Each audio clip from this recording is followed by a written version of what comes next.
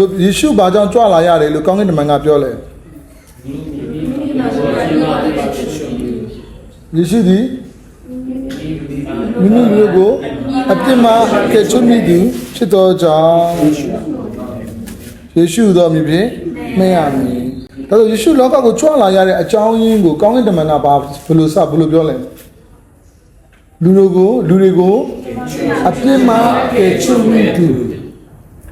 ဟုတ်ပြီနော်ယေရှုကလူတွေကိုဘယ်ကကယ်ချွတ်မိသူလဲဒါဆိုယေရှုကအပြစ်ကနေကယ်ချွတ်ဖို့ကြွလာတဲ့ဘုရားဖြစ်တယ်ကယ်ချွတ်မဲ့သူဖြစ်တယ်ကယ်ချွတ်ဖို့ကြွလာတဲ့ဘုရားသခင်ဖြစ်တယ်ဆိုတာသိဖို့လိုတယ်ဒါယေရှုခရစ်တော်ကြွလာတဲ့အဓိကအကြောင်းရင်းကဘာပဲလဲအပြစ်မှကယ်ချွတ်ဖို့ဘုရားဖြစ်ဖို့ကြွလာတာမဟုတ်ဘူးနော်ဘုရားဖြစ်ပြီးသားတကူပြဖို့ကြွလာတဲ့ဘုရားမဟုတ်ဘူးနော်လူတွေကတကူလိုနေတာမဟုတ်ဘူးလူတွေကဘာလို့လဲအပြစ်ကနေလွတ်ခြင်းကိုလူတွေငရဲသွားတာတကူမရှိလို့ငရဲသွားတာလားအပြစ်ရှိလို့ငရဲသွားတာလားအပြစ်ရှိလို့ဆင်းရဲလို့ငရဲသွားတာလားအပြစ်ရှိလို့ငရဲသွားတာလားအပြစ်ရှိလို့ငရဲသွားဆန်းတာလို့ငရဲသွားမှာလားအပြစ်ရှိလို့ငရဲသွားတာလားအပြစ်ရှိလို့ငရဲမအောင်မြင်လို့ငရဲသွားတာလားအပြစ်ရှိလို့ငရဲသွားတာလားအပြစ်ရှိလို့ငရဲသွားတာဟုတ်တယ်ဒါလောကလူသားတွေအားလုံးလူနေတာပါပဲလေတကူလားအပြစ်လားအပြစ်ချမ်းသာခြင်းလားအပြစ်လွတ်ခြင်းလားအပြစ်လွတ်ခြင်းချမ်းသာခြင်းလားအပြစ်လွတ်ခြင်းလားအောင်မြင်ခြင်းလားအပြစ်လွတ်ခြင်းလားဟုတ်တယ်ဒါမဲ့လူတွေဟာကိုယ်တွေလိုအပ်နေတဲ့လူတိုင်းလိုအပ်နေတဲ့ကိုယ့်ရဲ့အပြစ်လွတ်ခြင်းကိုမသိဘဲနဲ့ခုနတော့လောကမှာအောင်မြင်ဖို့ကျွမ်းဝဖို့ချမ်းသာဖို့ပြည့်စုံဖို့ဆိုတဲ့အရာတွေတော့ဘာလို့ကြလဲအသက်ရှင်နေကြကြိုးစားနေကြတကယ်တော့လူကဘာလိုအပ်နေရလဲဟုတ်တယ်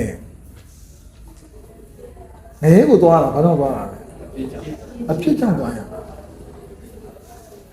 တော့ကျွန်တော်တကယ်လိုအပ်နေပါပဲလေအပြစ်လွတ်ခြင်း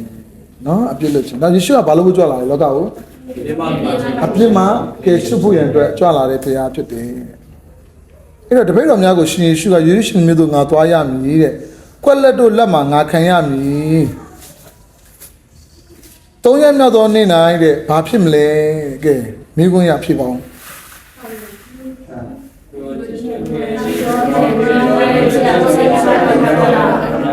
ငါခံရမည်ယေရှုက तू အသေးခံရမှာကိုမသိပဲအသေးခံတာလားအသေးခံမှုကြွလာအသေးခံမှုကြွလာဒါဆိုအသေးခံမဲ့အစီအစဉ်က तू လောကကိုကြွလာမှဖြစ်လာတာလားလောကကိုမကြွလာခင်ကဖြစ်တာလားလောကကိုကြွလာခင်သူရဲ့အသေးခံကမတော်တဆအသေးခံရတာလားမမျော်လင့်မဲ့အသေးခံရတာလားအသေးခံမှုကြွလာတော့ကြောင့်အသေးခံတာလားအသေးခံမှုကြွလာတော့ကြောင့်အသေးခံတာဘာမှမတက်နိုင်လို့အသေးခံရတာလားလူတွေကိုကယ်တင်ဖို့အသေးခံတာလားလူတွေကိုကယ်တင်ဖို့ကံကုံလို့တည်တာလားကံကြောင့်တည်တာလားလူတွေရဲ့အပြစ်ကြောင့်တည်ပေးတာလားလူတွေရဲ့အပြစ်ကြောင့်တည်ပေးတာတကူမရှိတော့လို့အသေးခံတာလားအပြစ်လွတ်ဖို့အတွက်အသေးခံပေးတာလားအပြစ်လွတ်ဖို့ဘာမှမတက်နိုင်တော့လို့အသေးခံပေးတာလားအပြစ်လွတ်ဖို့အသေးခံပေးတာလားအပြစ်လွတ်ဖို့အာမင်ယေရှုခရစ်တော်တည်ခြင်းနဲ့ပတ်သက်ရင်တရားသိဖို့လိုတယ်အဲယေရှုကလောကချွတ်လာတာသူကအချင်းချင်းပြောတယ်တလားငါမင်းတို့ပြတ်တော့ကြောက်တယ်ဒါမဲ့ငါပြန်နေတက်ရှိသူတည်ပြီးမှပြောတော့မတည်ခင်နဲ့ခဏပြောပြအဲကြောင့်ယေရှုခရစ်တော်တည်ခြင်းမတော်တဆတည်တာမဟုတ်ဘူးမမျော်လင့်မဲ့တည်တာကံကောင်းလို့တည်တာသူများတက်လို့တည်တာမဟုတ်ဘူးမတက်နိုင်လို့တည်တာမဟုတ်ဘူးတကူမရှိလို့တည်တာမဟုတ်ဘူးဘာကြောင့်တည်တာလဲလူတွေအပြစ်လွတ်ဖို့ကိုတည်ဖို့ကြွလာတဲ့ဘုရားသခင်ဖြစ်တယ်အာမင်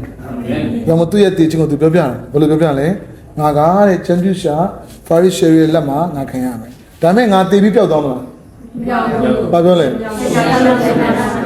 သုံးရက်မြောက်သောနေ့မှာထားမြောက်မယ်ဆိုတော့သူတည်ပြီးမှပြောလားမတည်ခင်ကပြောနေတာမတည်ခင်ကပြောနေတာအဲဒါမှသူ့ရဲ့ထားမြောက်ခြင်းနဲ့အလောမတော်တဆမဟုတ်ဘူးအမြဲသူဘာလုပ်လဲသူဘာကြောင့်လုပ်လဲဆိုတာအမြဲတည်တယ်သူပြောပြတာဖြစ်တယ်